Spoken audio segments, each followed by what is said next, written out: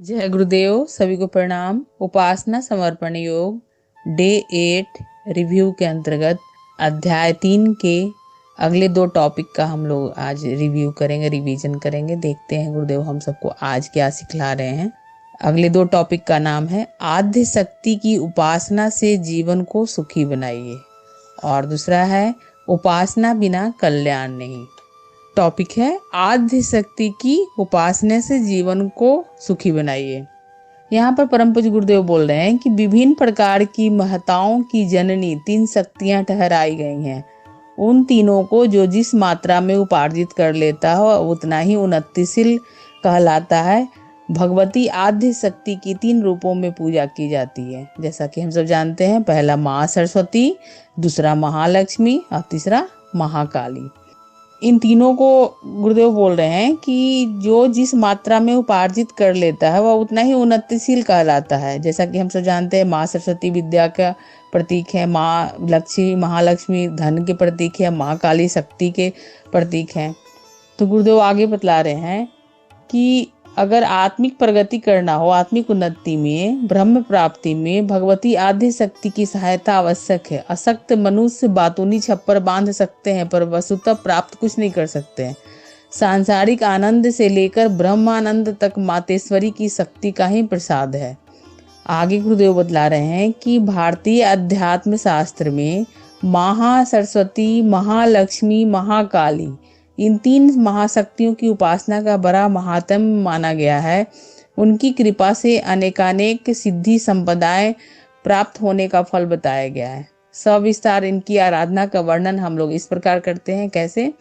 तो महा सरस्वती का अर्थ है विद्या, बुद्धि, तर्क, विवेचना, जानकारी, चतुराई। यहाँ फिर आगे गुरुदेव बोल रहे हैं कि हिंदू धर्म वास्तव में कवियों का, चित्रकारों का, कलाकारों का धर्म है। इसमें हर बात का अलंकारिक रूप से वर्णन किया गया है। जैसे देखिए, हम सब देखते हैं कि प्रतीक पूजा जो हम साकार मूर्तियों का करते हैं उसमें अलंकारिक ढंग से उनको सुसज्जित की जाती है। जैसे माँ सरस्वती हैं तो उनके एक हाथ में वीणा है, दूसरे हाथ में पुस्तक लिए हुए चित्रित की गई हैं। तो पुस्तक का तात्पर्य स्पष्ट है कि अच्छे साहित्य का अध्ययन करें, अच्छी अच्छी स्वाध्याय पुस्तकों का करें, और ऐसा करें कि हमारी भावना, यानी वीणा का मतलब कि वो हमारी अंतःकरण को झंकृत करे। यानी उन पुस्तकों को, वैसी पुस्तकों का हम अध्ययन करें जिससे हमारे हृदय की जो तार है वो झंकृत हो। और कुछ न कुछ हम इसके लिए क्या करते हैं, फिर अंतःकरण को, तारों को वो झंझना देती है। स्वाभाविक है, हम कहा भी जाता है कि पुस्तक एक हमारे अच्छे मित्र होते हैं। तो जब हम अध्ययन करते हैं, मनन करते हैं, निधिध्यासन करते हैं, तो इस निष्कर्ष पर पहुँचते हैं, विश्वास करते हैं और उस हिसाब से श्रद्धा करते हैं, तदनुसार जीवन को ढालने का प्रयत्न करते हैं। बहुत सारे लोग ऐसे होते हैं जो अच्छी अच्छी पुस्तकों से मोटिवेट होकर एक से एक बड़े से बड़े काम करते हैं।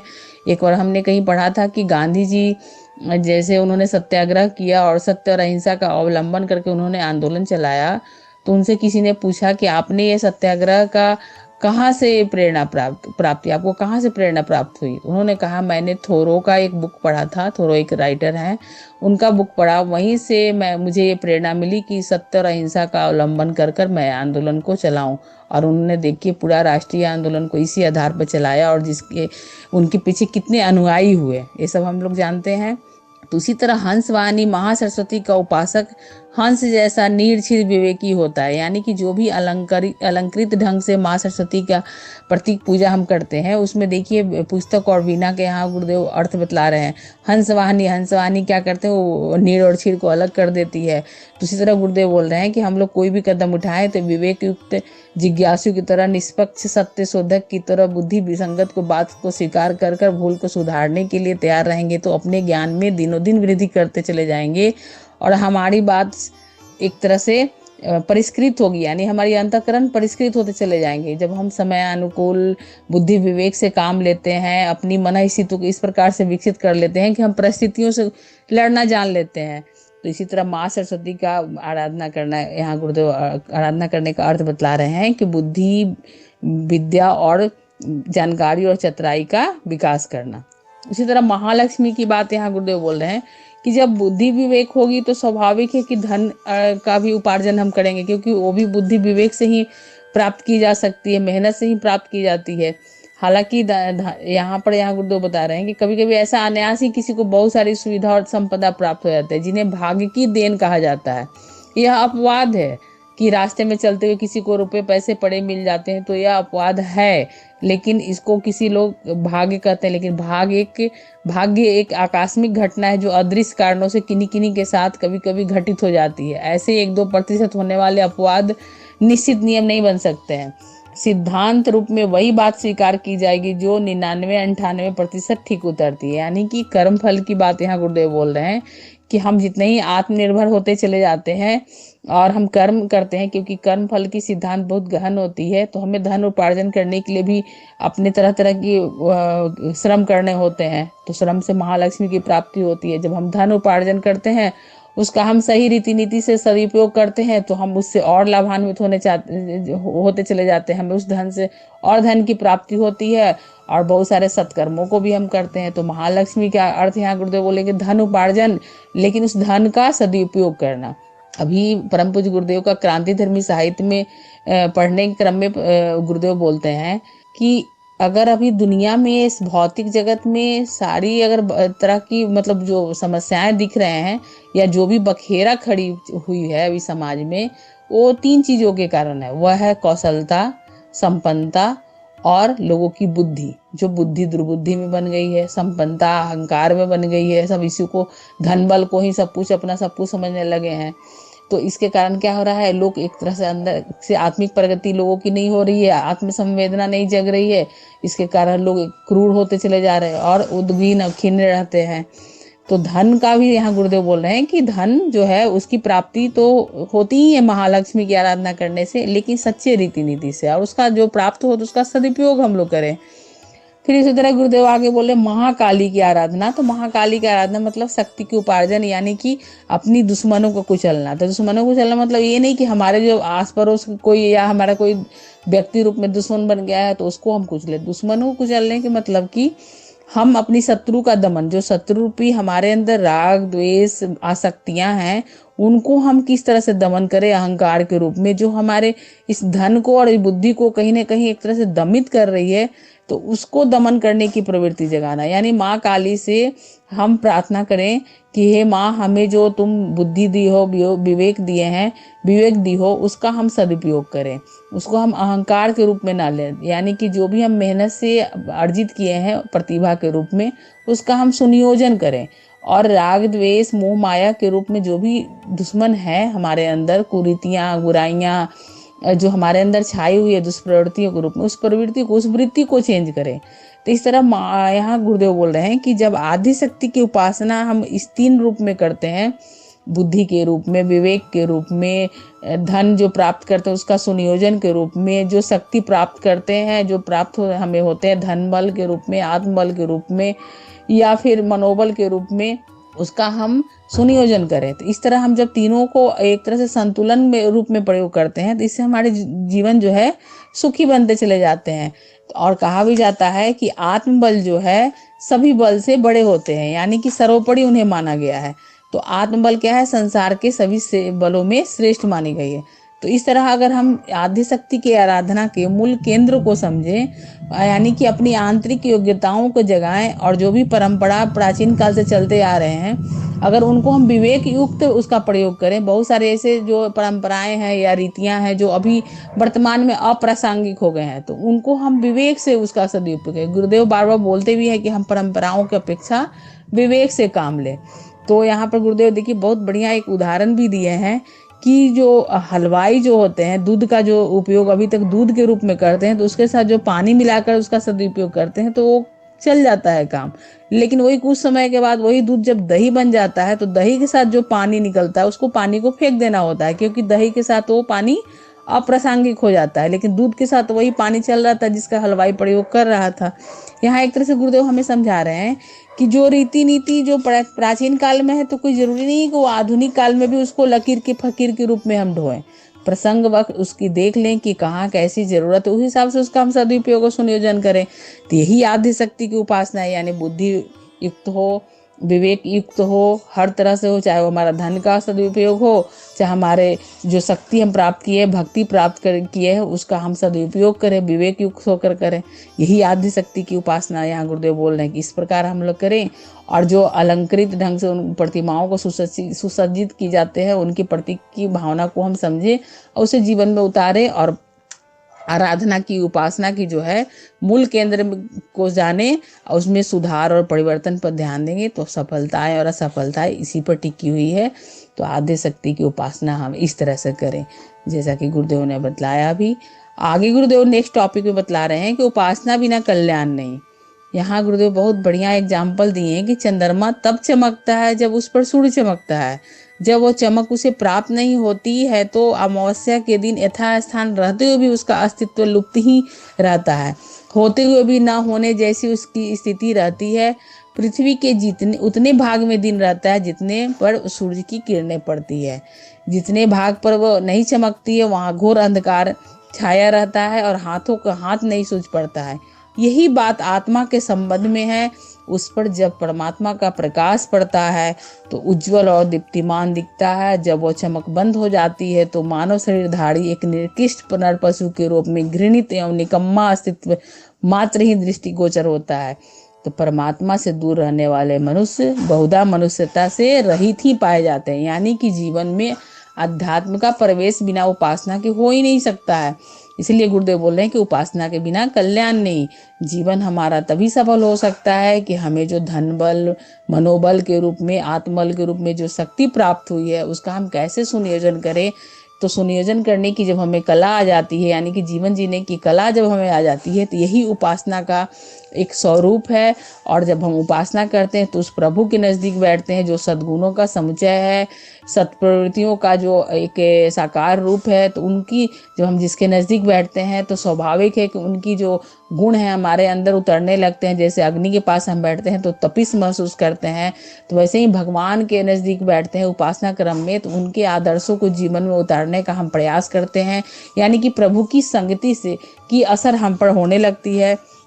तो उपासना के बिना कल्याण नहीं होती है। तो हम उपासना नहीं करेंगे, नज़दीक नहीं बैठेंगे तो कैसे प्रभु से मित्रता करेंगे।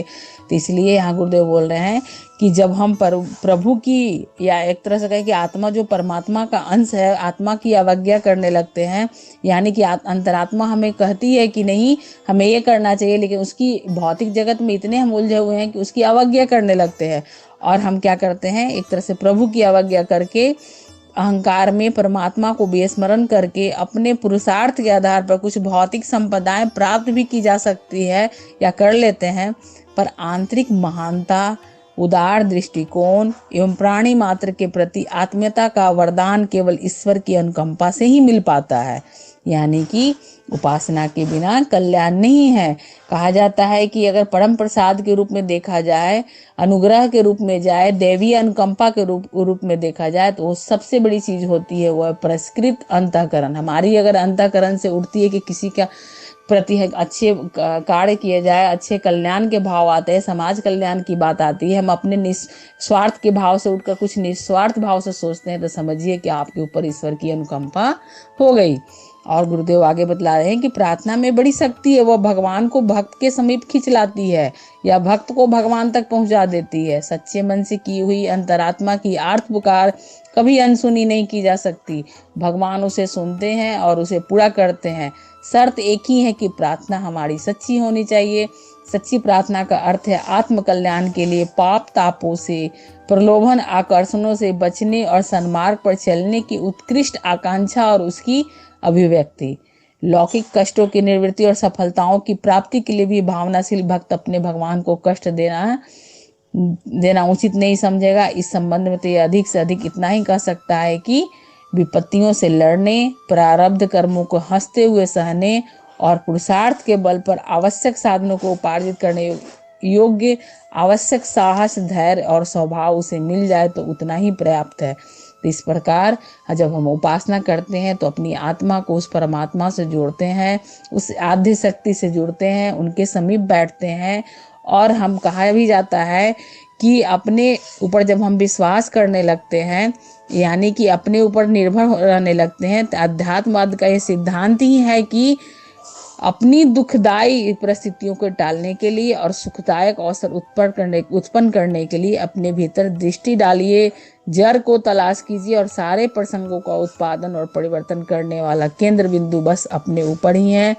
तो गुरुदेव बार बार हम सबको कहते हैं कि अगर कुछ विस्तार करनी है, सतयुग की वापसी लानी है, तो कुछ नहीं करना है, बस अपनी अंतराल की विस्तार करनी है।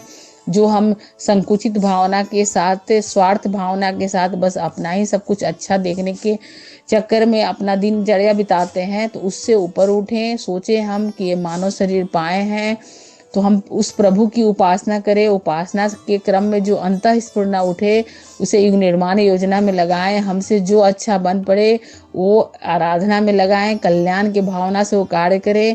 कदम वही उठाएं जो सर्व कल्याण की भावना से हो। तो इस प्रकार आदि शक्ति की आराधना करें, जीवन को सुखी बनाइए।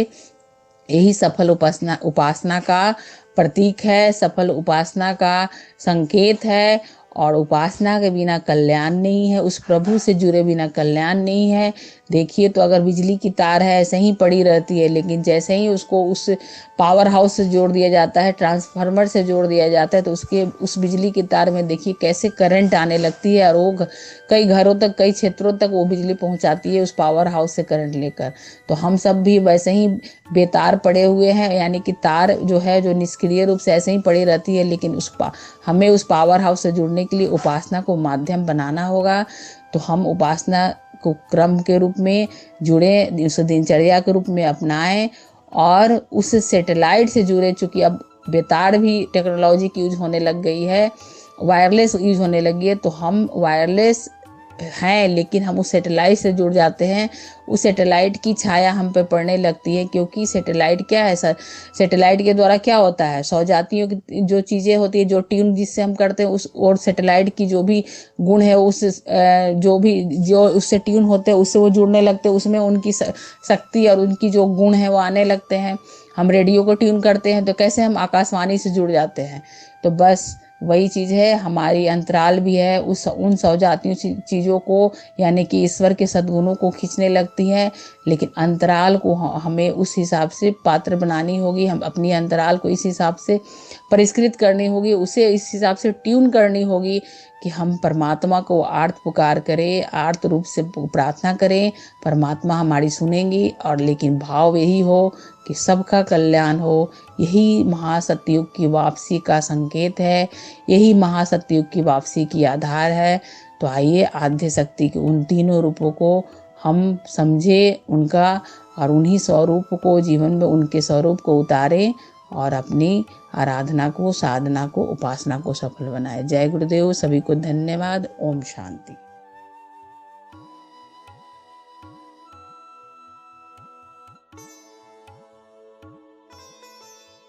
हमारे YouTube चैनल को सब्सक्राइब करें और बेल आइकन को दबाकर ऑल पर क्लिक करें ताकि नोटिफिकेशंस आपको मिलती रहें।